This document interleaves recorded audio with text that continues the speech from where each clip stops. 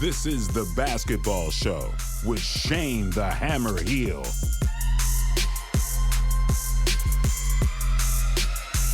What they gonna say next?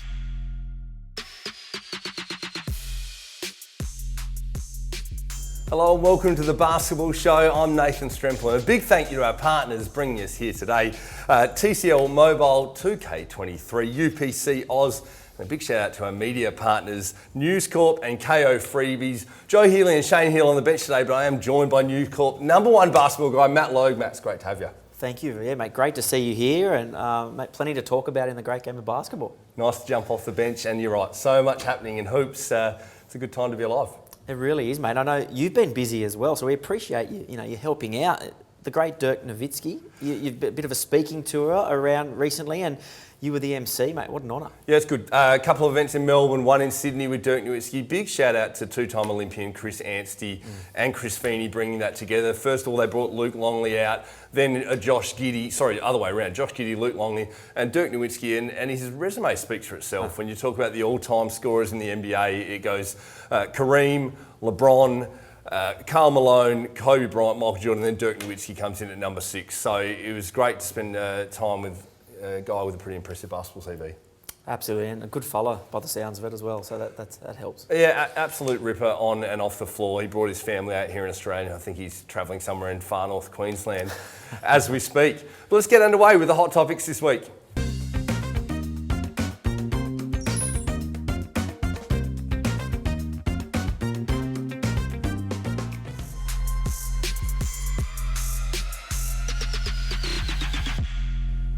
Time now to move into the starting five. Care of our friends at TCL Mobile. And let's start it off. Big change in the NBL this week. Only a few weeks out from the end of the season, no more Rookie of the Year award. Yeah, I'm not a fan. I know plenty of people have said that they like the change. It simplifies things, but I think you can have both awards. I think regardless, there needs to be a Rookie of the Year. It's the NBA does a Rookie of the Year. It's prestigious, and I think it should stay that way. Adam Ford coming out saying he doesn't like it. Sam Wardenberg was in the box seat, but now he's saying it changes it only a few weeks out from the end of the season. Well, that's my biggest complaint here. I think if you're going to do it, then do it at the end of the year. Don't do it with 3 weeks to go where the perception was that Sam's in the box seat, and then suddenly now the perception is that Sam Frolling's the favourite because it reaches it out to 25. But Sam's in his 3rd year, I get it, but I just think rookie is a rookie, and you should reward the rookies. Personally, I like the clarity, but I think you're right. Maybe it needs to be done during a season break. Talking about the season, though, what a cracking NBL ladder. Finals expand to 6 teams this year. Adelaide, I think, are now done. So it's 7 going to 6 with the season end coming near. It's fascinating. For starters, disappointing with Adelaide, but the run home is great now. I think we're going to have a shoot-off between the 2 Melbourne teams, and I'm leaning towards the Phoenix getting there, but they've still got to get past Cairns. And we're talking about 2 Melbourne teams. Melbourne United might be the hottest team in the league right now. Adelaide were championship or bust. They are bust, and who knows what happens there in the off-season. But Melbourne United absolutely flying. And how good if we had 5th versus 6th, a play-in game that was a throwdown. That would be amazing. In fact, I'd love to see it. I think one of them will miss out, sadly. But you're right, United are the form team of the comp. Can they get there and then go on and win or go and be competitive in a semi-final series? They've got the talent to, the form to, whether they've got to get there first. If I had to pick right now, I'd go at United over the Phoenix because I think the Phoenix's run home is harder. I think Cairns will be tough, and then the Kings. That's really tough. Yeah, well, United in great form, and talking about moving the ball more, Chris Golding said we're moving the ball more, which I think Liam Santamaria references he's touching the ball more.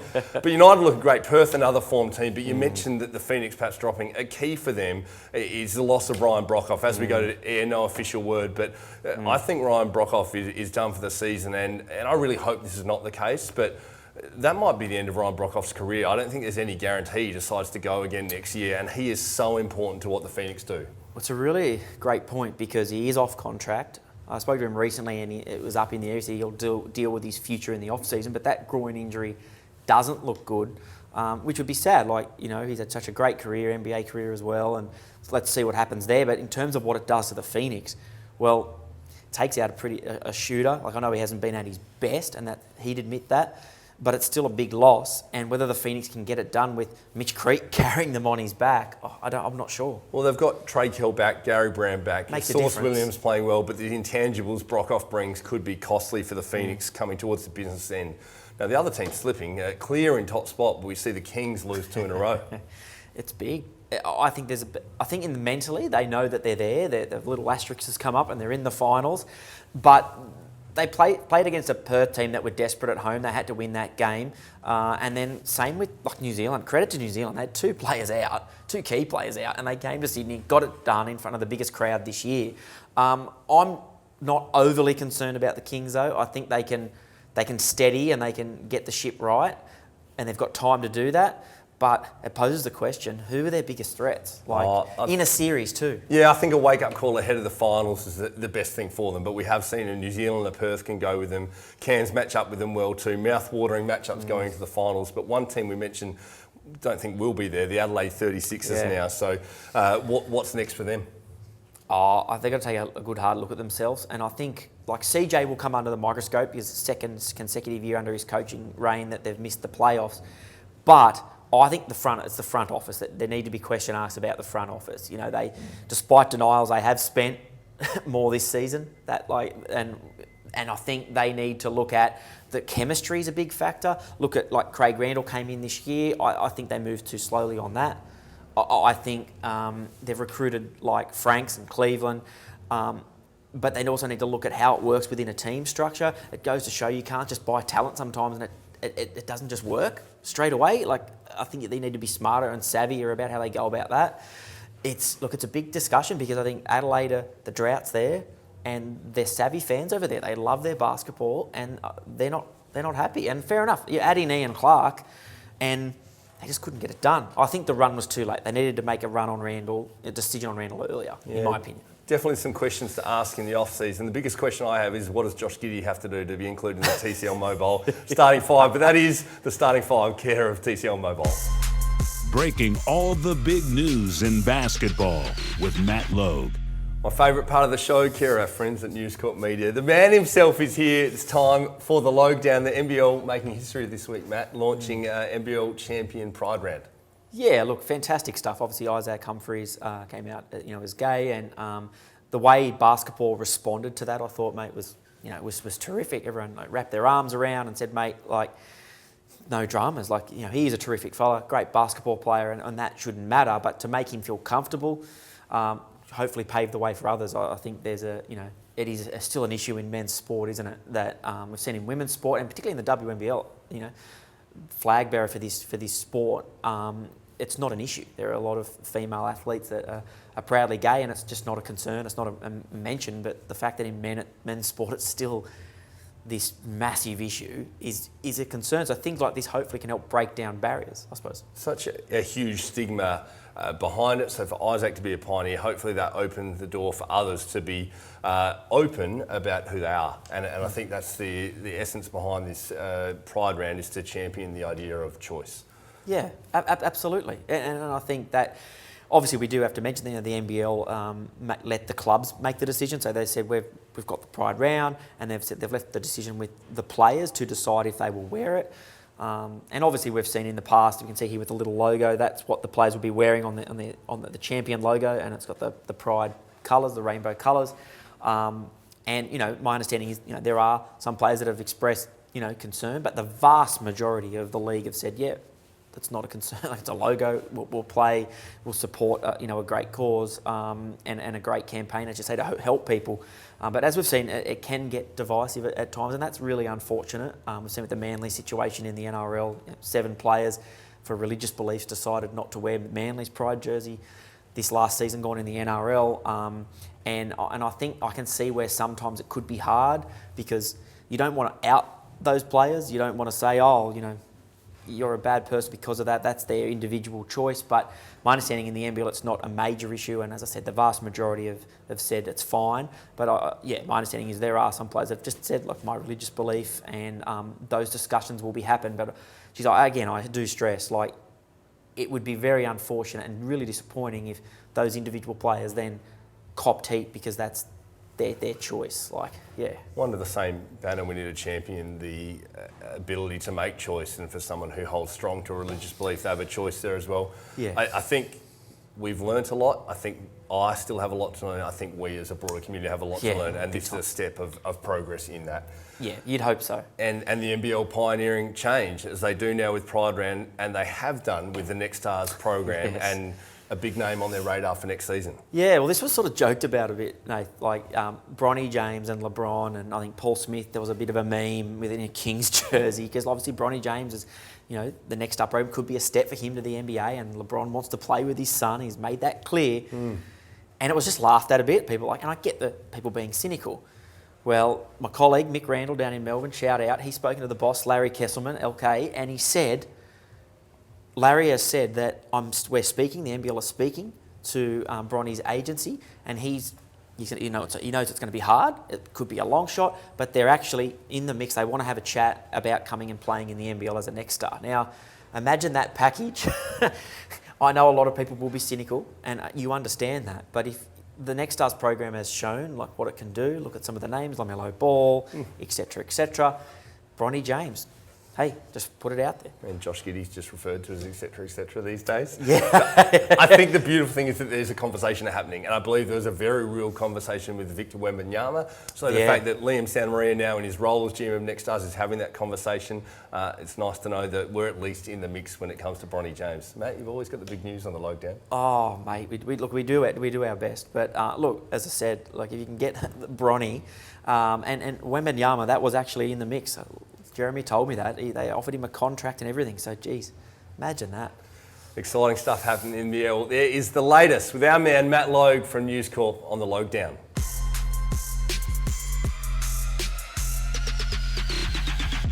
What a round of NBL we've just had. We now look forward to the penultimate round of the season. D-Ruck, will start with you on Crystal Gazing. First game up, South East Melbourne hosting Cairns. Woo, this is a tough one right away. I'm going to go with Southeast Melbourne. I think they'll be more desperate. Cairns, they're pretty much settled into the second position, so the Phoenix to get this one. Matty Logue, Brisbane hosting New Zealand. Hey, look, credit to Brisbane. We accused them of everyone playing the bye, but they've aimed up, and they deserve some credit for that. But New Zealand, terrific performance without players against the Sydney Kings. Jarrell Brantley, the bank was open on the weekend, and I think it'll be open again, and they'll be too good. Well, out of New Zealand beating Sydney, that next game is Tasmania hosting Sydney. And now I have a huge amount of respect for the Jack Jumper system, but the Sydney Kings have now had not one but two wake-up calls, and they are loaded with firepower. Watch them in this game and for the rest of the season really ramp up towards the playoffs. Derek, back to you. Perth hosting Illawarra. Funny, I'm going against both of you guys in those past two choices. I'm going with Brisbane and Tassie.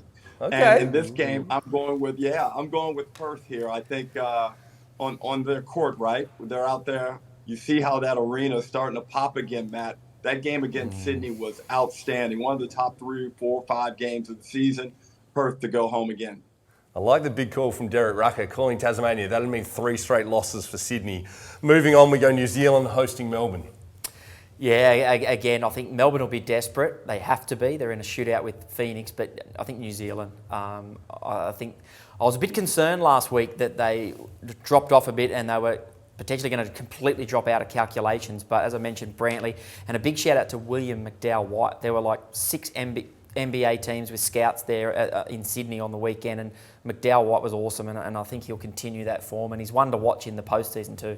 You know, we wait the report on Rillie, but if he's playing, I think Melbourne can take that. I think they've been the form team of the season.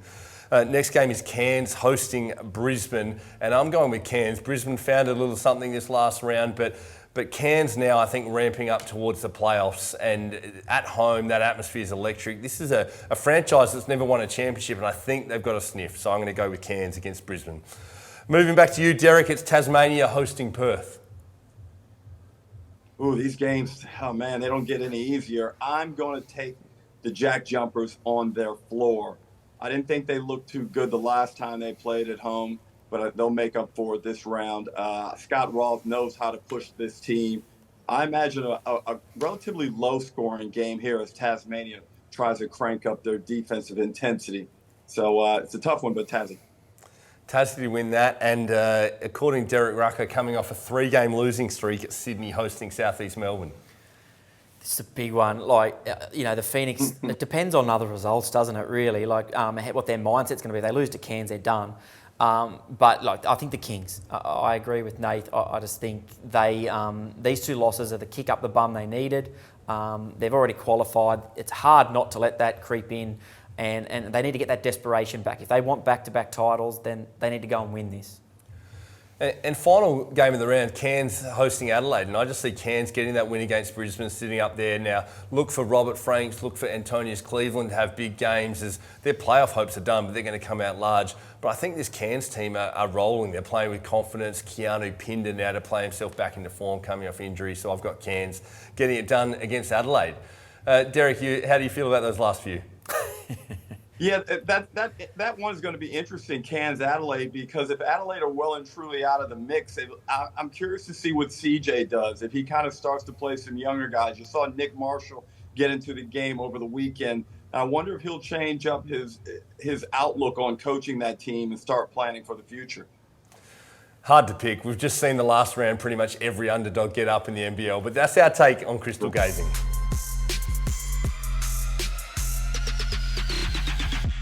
Now we move into points made by UPCOz. We've got our man Derek Rucker and my man Matt Logue next to me here. And to start off, the Kings coaching staff, they're all out of contract next season. What does that mean for Chase Buford? Is Kevin Lish the next man up if he is to go?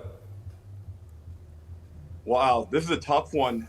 I'm not so certain that Chase Buford is out of here just yet. Certainly he is a future NBA head coach, as we know, Matt. With his connections, his pedigree, his talent, and what he has done at Sydney. So I think everything is lining up properly for him. Does he feel like he's ready to make that jump, though? Maybe he has to go over and be an assistant coach on an NBA bench. But I think he's in a pretty good situation. If I was the Kings, I'd be looking to re-sign him. Furthermore, that buys Kevin Lish a bit more time to learn and get accustomed to the coaching game. He's still pretty fresh out of being a player. So I think that's how I look. I bring everybody back. I don't really see any problems there with Sydney. They're playing well. It's a tough competition. And basically for the past 2 years, they've been the best team in it. Yeah, there's no doubt that Chase is an NBA coach. I tend to agree with you, Ruck, that I don't think there's a rush on it. In fact, I think Sydney are having conversations behind the scenes about keeping him there for next year.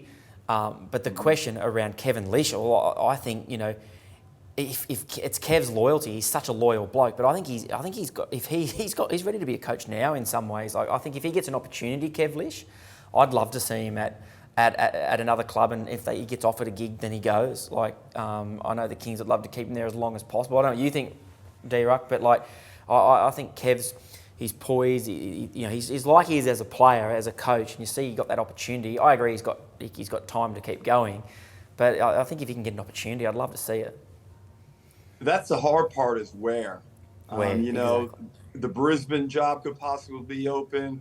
There's some rumors about Adelaide, but where is he going to go? And, is someone willing to take a chance on him? Because there is a certain amount of risk, but I agree he will be a quality head coach down the line. Definitely a space to watch, and that whole coaching staff, Dan Kickett, Fleur McIntyre as well, the Kings winning it last year and in the box seat again this year. Let's take a look back, gentlemen, at a trade that was big headlines at the time. Who won out of that Harden-Simmons trade? Well, Matt, this is a really tough one. I don't think there is a loser. I think both teams have come out just fine. You look at how Philly's playing right now, they're a threat. They're going to be a threat deep into the playoffs. Harden has settled into the role that I think ultimately he enjoys most as a basketball player. He's not the dominant scorer that he once was, but he's playing well and beats the man, and they're a very hard team to beat. The Nets, after all types of drama, are finally in order.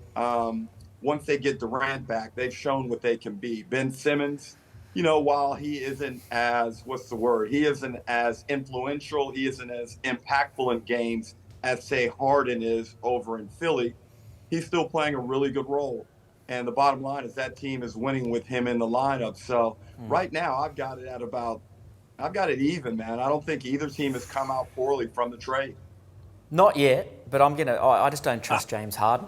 I I've gone on the record and say I just don't. Like, I agree, he's settled into that role and that's all great, but I think the 76ers, they won't be a threat when it comes to the playoffs. That's just my opinion. And I still think that Ben, there's upside there. There's significant upside there, and he's got better talent around him. I think if Ben can just get that confidence to get to the rim, because he's shown what he can do in defence, he's shown what he can do to make others better. We know that. And the shooting, let's just move on, America. That's just not a thing. Yeah. But at the end of the day, he's got to get that confidence back to drive. If he can get that back, then I think Brooklyn are in a position to win the trade.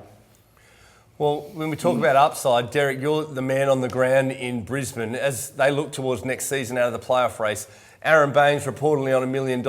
Would you re-sign him at that rate or use that money to fill some holes elsewhere? Well, as far as I understand it, he's actually under contract. I don't know if it's a mutual option or if he has the option, whatever may be the case.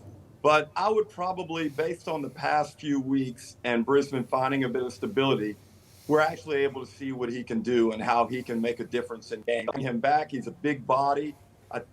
If you build that team around him properly, I think you can see what he can do week in and week out. I'd be willing to give him one more year. That's my bottom line, Matt. Oh, no doubt. He needs to be used more effectively. I think that's one of the first points. And I think the talent around him, I think they can make tweaks. The big thing here, D-Ruck, is that he's on a fair bit of money, so moving forward, it is a balancing act for the Bullets, how they recruit other players because he takes up so much. But if they can be clever about that and then hopefully retain some players that they need around him and then get some key other players, I don't know, and this is a problem because Baines is on a fair bit, but Nick Kay, for example, he's been linked to the Hawks, but he's a player that, I just, culturally, what he can do on the floor, I just don't think they can afford him under the cap, but get him. Nick Kay is the man as far as I'm concerned, and I don't know whether it fits there, though, with the cap. But, Matt, let me explain one other thing. Here's a danger in letting a guy like Baines go. Suppose another NBL team were to pick him up and, find a way to really maximize his potential in the league or his effectiveness in the league. And then you've got a big problem because that team gets really strong. So from that perspective as well, I think that's another reason I'd be looking to retain Aaron. Yeah. Fair point there, Derek Rucker. There's not that many Boomers medalists and ex-NBA players floating around the league. Last one for you guys here on Points Made. And it's been an ongoing conversation for a long period of time around load management. We saw during the week a fan with a sign, they came to watch Steph Curry play. He got rested due to load management. What do you make of that? Is it important? Are the players entertainers and they owe it to fans to be on the floor if they're fit? Or is it a case of that load management's part of basketball these days? It's really tough. You got to balance this thing out. Look, the Warriors in this particular instance, they had played an overtime game the night before in Boston. And Steve Kerr tightened his rotation, only played 8 guys, and I get it. Curry and those guys played extended minutes. They fly out, they go to Cleveland, and this is what they got to deal with. It's tough, and I know some people that drive from, Michigan, Pennsylvania, all around the state of Ohio to get their chance to see Steph Curry and Klay Thompson and that whole Warriors entourage. But I don't know what the NBA can do. Greg Popovich started this years ago. I know you guys love the Spurs, but if you really want to throw some blame at someone, that's where it goes. He started resting guys back then, and now everyone does it. I think they've probably gone too far with it. Maybe you allow each player 2 of these games per season, and that's it. I don't know how you police it, but it's just it's a very uncomfortable situation, Matt. No, it's terrible. If you're a parent and you're taking your son or daughter and that's their heroes and you've paid the money and you don't necessarily know the schedule in advance to know that there's a game in Boston that and they're going to rest players, that's difficult. I think it poses the question that the NBA season is too long.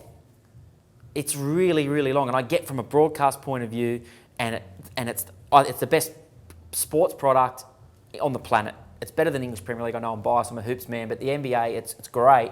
But the seasons, it's too long. It's adding to the layers of this load management. The only problem I have, Matt, with changing the time is you mess up all the records. Everything's on an 82-game basis. You go to 72, it's a mess. It's true. Spoken by a man who played all his basketball in a 48-minute NBL era. I guess if you don't rest them with load management, they miss a lot more games. if they do go out with injury, and then a lot more kids don't see them play. But that is points made by UPCOz. Head to UPCOz to check out all the latest NBA and NBL odds and markets and their sport and racing promotions of the week.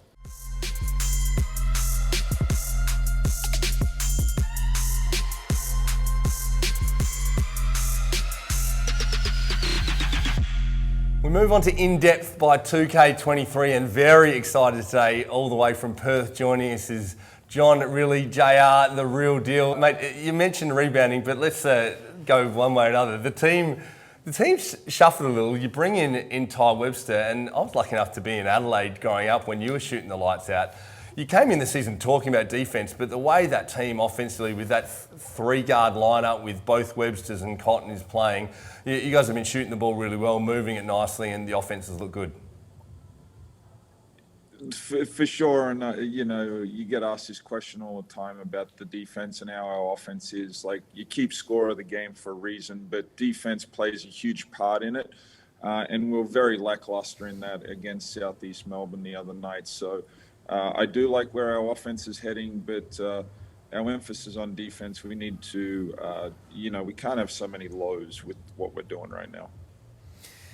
John, obviously it's well known in basketball circles, you spend a lot of time in the Boomers setup. I'm interested to know how that experience has helped you in the step up to being a head coach in the NBL. And as you know, like sometimes when you're an assistant, you can be the friendly guy, you get the guy that goes over the video, but as a head coach, you've got to be the one that makes tough decisions. And you've shown that this year. You've had to, bench some guys, and make hard decisions for the benefit of the team. But how much has that Boomers experience and that culture, has that helped you ride those bumps as a head coach? Because it's not easy. Yeah, look, once I got back around the Boomers and you're in that professional environment, you understand, like, your profession is to win games. My job as a coach is to find the lineups and the rotations that work and give us as a franchise the best chance to win. And these are decisions that you put a lot of time, thought, and effort in, because it does, it does have an impact and a trickle-down effect on everyone involved in it. So you want to make sure you're doing the right things. Can you talk us through that? You've recently shortened your rotation over in Perth with pretty good success. Can you talk us through the mindset of that, and is that sort of heading towards the playoffs, looking to refine that playing group? Well, look, the situation we've put ourselves in throughout the start of the season is every game's a playoff game for us right now. So that's the approach I'm taking. That's the approach us as a group has to take, because we can say we're playing well, but we're certainly not out of the depth of it all right now. So we got 4 games left, and if we don't perform at a good level, we don't make the playoffs. It's as simple as that. John, how have you found, like, Perth and coaching such a fanatical basketball, so successful, and the fans, the Red Army, they expect success? Have you lent on anyone for advice with that? Now, have you just enjoyed the fact that you're in this environment where I don't think there's many better, like we saw against the Kings on the weekend? That atmosphere was unbelievable. Yeah, look, to have the expectation that there's a privilege that goes along with that when there's an expectation on a team, a franchise, a city. So that's something that I haven't shied away with. I embrace. Obviously, it comes with its lumps, but we live and learn. Now, to answer part of the question about who I lean on, like Brian Gorgie and I talk a lot about, the ebbs and flows of it all, the momentum swings, just not in a game, but like in a season, how you can handle them, things to think about and so forth. And then, I have just a couple close friends that from college that, we help each other out through the midst of a season. And then my family's just so supportive in their own way, so to have that, I have a very small circle. I trust what I do. And so I think sometimes you can get caught up in the noise. So if you start listening to everyone, you can't think straight and operate the way you need to operate. JR, we've just come out of Heritage Round, and you were a bucket getter when you played. Tell us what the players see that we don't. Are you still competing at training, talking smack? Oh, I talk plenty of smack. I've laced it up a couple times for some 3-on-3, and I'm happy to say that my team did taste success on both those occasions. In terms of John, like the banter there, but like, do you also sit back and appreciate someone like a Bryce Cotton? And I wanted to get your opinion because like there's been so much debate this year around MVP and players and that, and I feel like Bryce's brilliance has almost been taken for granted a little bit. We're looking at records as opposed to game in, game out. I want to get your thoughts on that. Do you think Bryce has been overlooked a bit? And also, too, second to that, do you sit back sometimes and just go, like wow, like I get to coach this bloke? You have to appreciate that, but then also as a coach and a teammate, you just can't stand around and watch. You still have to do your job and not get caught up in the moment. As far as the MVP race, that's the great debate because if you truly believe who is the most valuable player to a team, I think it goes a long way where Bryce cannot be in the conversation at the pointy end of the season. A great example of the other night, his 11 assists against the Sydney Kings. He's shown this year how he can carry a team in different ways. Now, if you're purely just want to reward someone who's on the best team on the ladder, that's fine. But what really is the criteria? And if it's who is the most valuable player to a team, like Bryce Cotton, certainly, if not, has to be in the conversation of one or two guys. Thanks so much for joining us this week. As always, a lot happening in the world of basketball. Shout out to our partners TCL Mobile, 2K23, UPCOz, and of course our media partners KO Freebies and News Corp. Big care of Matt Logue over here, the man behind the logdown. But we thank you for joining us, and we'll see you again next week on The Basketball Show. This is a co-production by News Corp Australia and Closer Sports.